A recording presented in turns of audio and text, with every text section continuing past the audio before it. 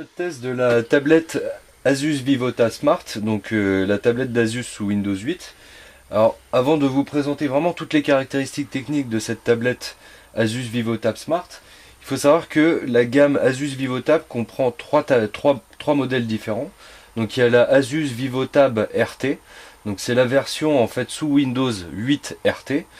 Il y a Asus VivoTab Pro, donc là c'est la version sous Windows 8 Pro. Et il y a la version Asus VivoTab Smart, donc celle que l'on a actuellement entre les mains et qui tourne sous Windows 8 ou toute autre édition disponible. Alors qu'est-ce que ça veut dire? On s'est un peu posé la question.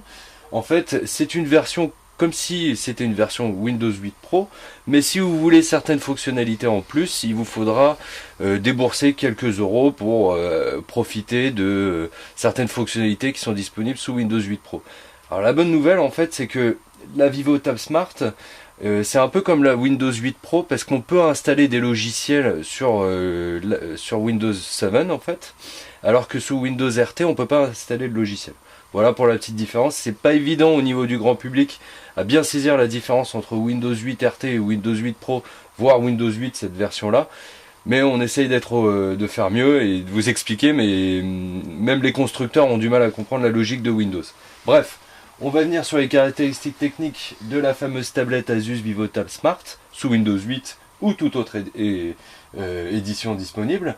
Donc nous avons un écran de 10,1 pouces, donc rétro-éclairé par LED avec une résolution de 1366 par 768 pixels, donc on appelle aussi une résolution WXGA. Donc c'est une dalle IPS avec bien entendu le multitouch dessus. Le processeur à l'intérieur de la bécane, c'est un processeur double cœur. Alors certains disent que c'est peut-être pas suffisant, mais il faut savoir que ce processeur Intel Atom Z2760 est quand même cadencé à 1,8 GHz, donc ce qui est assez puissant. Et la mémoire vive, en fait, la RAM est de 2 Go.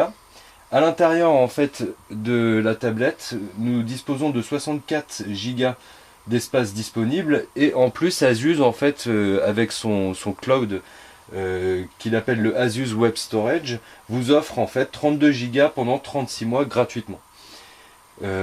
Concernant en fait les connectiques, alors on va faire le petit tour de la tablette. Donc ici on retrouve le bouton Power On Off, donc il y a juste à éteindre, allumer ici. Là à droite nous avons le micro, donc pour faire du chat, etc. Ensuite, de l'autre côté, là, nous avons un câble micro HDMI. Alors, je ne vous l'ouvre pas parce que j'ai un peu de difficulté avec ce petit bouton, en fait, et j'ai peur de le casser. C'est assez fragile, donc je préfère vous le dire. Là, nous avons un accès micro SIM, micro SD. Ici, le micro USB pour pouvoir recharger la tablette. On a essayé de transférer des données entre un PC et la tablette, mais ça n'a pas l'air d'être reconnu. Peut-être que c'est une évolution de Windows 8 qui pourrait être payante, etc. Mais on n'a pas vraiment trouvé la solution. Dans le bas, nous avons rien. Et de l'autre côté, donc le bouton volume plus moins. Donc là, c'est comme d'habitude. Là, on a une prise jack audio. Qui est 2 en 1, donc elle peut faire écouteur et microphone. À l'arrière, on retrouve ici, ça c'est le petit logo en fait pour le capteur NFC. Donc le capteur NFC en fait c'est le futur moyen de paiement, donc d'après plusieurs analystes en fait ça va être vraiment la révolution. Très peu de personnes s'en servent aujourd'hui, mais peut-être que plus tard ce sera très utilisé, donc probablement utile. Pour la partie multimédia, donc nous avons ici un capteur photo qui est quand même de 8 mégapixels avec un flash LED, donc très bonne qualité.